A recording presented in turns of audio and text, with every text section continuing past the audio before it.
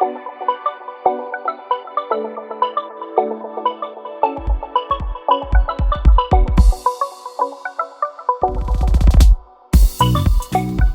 my name is Jenny and I am the narrator and author of these courses. I really hope that you find this course useful, but personally I'm a try-before-you-buy kind of gal, so I thought that I would give you just a few snippets so you can see exactly what this course is about and so you can get a good feel of it. Now, if you learn something in the process, that's absolutely fantastic, but do watch until the end because I have a very special surprise for you. Enjoy!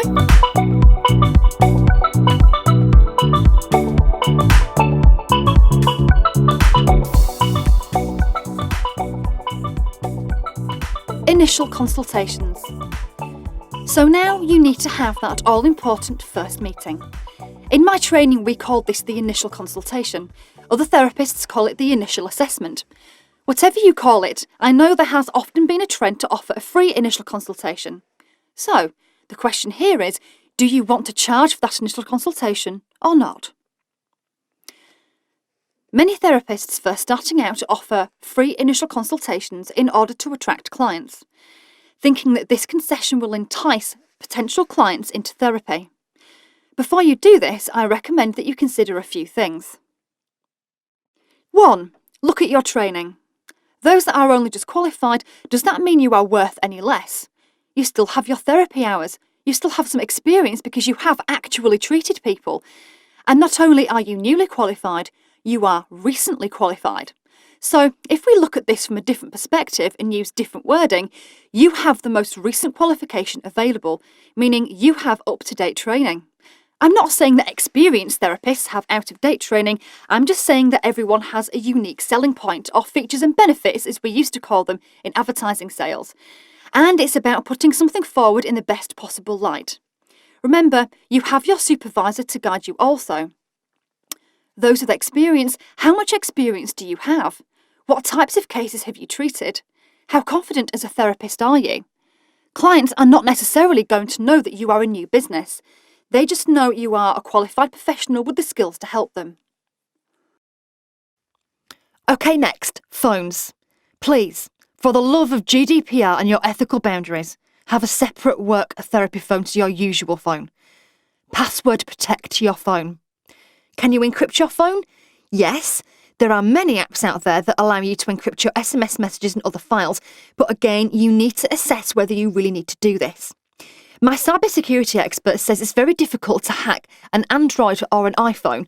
Although I could provide you with a list of apps for both Android and iPhones, there's not much point because these apps are updated regularly, which can affect their performance and compatibility, and more come out all the time. Also, certain apps work better on certain phones. When you look at an app on your phone, it should tell you if the app is compatible with your phone. Some apps encrypt email, some encrypt text messages, some encrypt files, some encrypt images, some encrypt everything, some encrypt one or two types of file. Some even links to cloud-based systems too. Tax. Filing your sole trader tax bill. Next, we're going to talk about actually filling in your online tax return as a sole trader. I know that tax has been something made out to be a complex thing. Lots of therapists are scared about tax, believing that they have to be a whiz at numbers or a chartered accountant. This is absolutely not the case. I truly believe that in many cases, the reason that therapists find the idea of filling in a tax bill is so scary is partly because they haven't done it before. Many people find the unknown daunting and overthink what it may or may not be. That's why I wanted to provide screenshots so you can see the online tax system for yourself and you feel a little more prepared. You need to go to the website shown on screen now and click the sign in button. The first thing you'll come across is lots of information about who can and who can't file a return. Don't worry if you get stuck or confused. Help icons are provided throughout if you need specific help or information while completing your return. Please note that if you open the help by selecting the question mark icon, you will need to close this before opening another. The first section is all about you, so your personal details like name, address, etc. Your unique taxpayer reference or UTR will show and your national insurance number. It shows your residency and whether you had a student loan. Next, you tailor your return. This section aims to ensure you only answer questions relevant to you. Include all income even if the income has been taxed at source.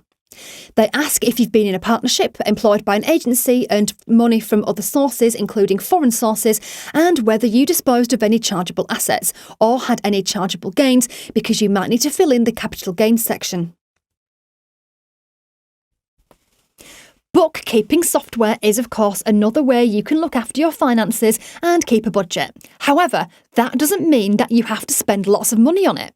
Yep, that's right, folks. Free accounting software does exist, and I found a techie website called TechRadar with some reviews for 2019.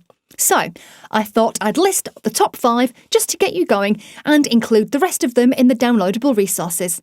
Here we go. So, number 1. ZipBooks.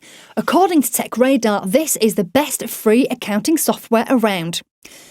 Main features: modern interface, unlimited invoicing. Advanced features are bundled into paid tiers. ZipBooks offers accounting software that has a contemporary interface along with a robust feature set. It promises to make accounting easy so the user can save time and get on with other tasks. I hope you enjoyed the brief glimpse there of the first 3 modules of this course. Now, as I said before, I have a really special surprise for you guys. We actually have a 4th module, and it is totally and completely free when you buy this course.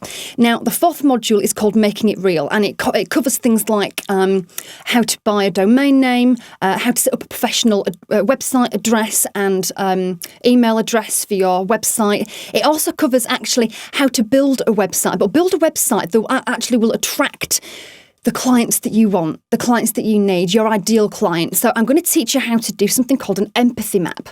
An empathy map is absolutely amazing, and it is great to have in your arsenal of marketing tools. We'll talk more about marketing in the marketing course, but in module 4, you will actually know how to do an empathy map to draw those clients that you need to your website.